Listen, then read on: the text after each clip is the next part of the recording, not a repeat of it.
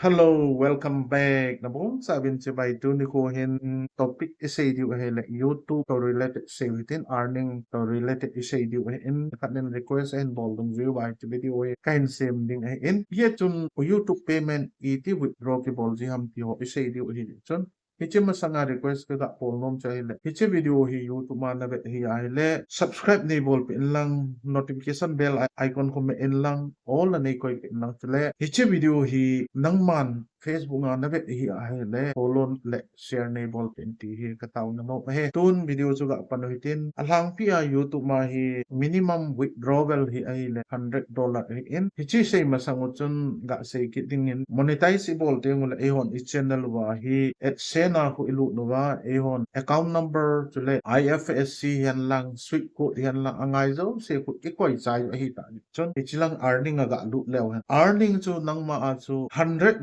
ahung wal ting le nang man ichi ai na bol be di ma cha po video dum na ma na channel a cha na pe lu na earning na mu loy loy ding iti yom chu nang ma video go na upload ding midang video na upload lo ding earning ahoy na ninga chu na channel abui lo na dinga ya chu earning chu $100 chung chu ahong lin ting la iti de ham ti ai le number 1 a chu minimum a chu $100 chung hiding chu le nang ma account a chu earning whole a lo ngai teng le thas si a hi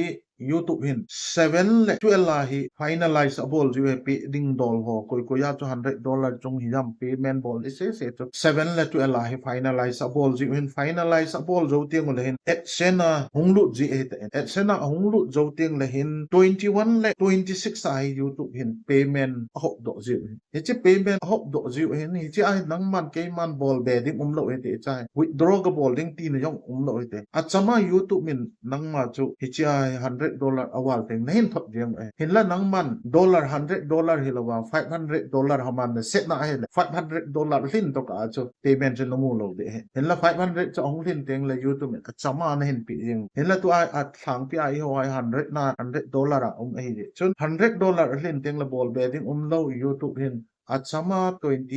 26 sa in hop do hin hichi sunga hin abang chun khen khat chun ni thum sunga mu mai the hap ta khat sunga mu mai the hiti cho hichi hap ta khat sung ne account na direct nga ahong lu masang chun beng in jong alu ding teng le notification jong nain pi di ken kamu dollar so ka hin se hin ya chu bol be ding om pon hiti chu $100 alin na dinga chu dum da ma nang man video pha mi we nom video chu na channel la chu no hoi lu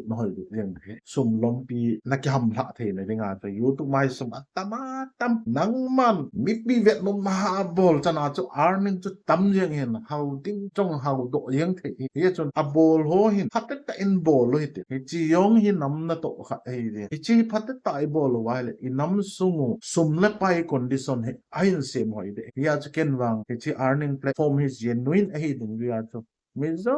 symbol the han lang earning này chết leo chỉ cái đấy sa à phải tôi say theo cho chân chuyện lăng earning to related YouTube mà sum cái drawdown hồ nếu cha ấy gọi say to cái phone nào thêm phát cái say để chân chuyện lăng cái phải lăng hồ support cái ngày cho những cái thì à chạy nào cái say thank you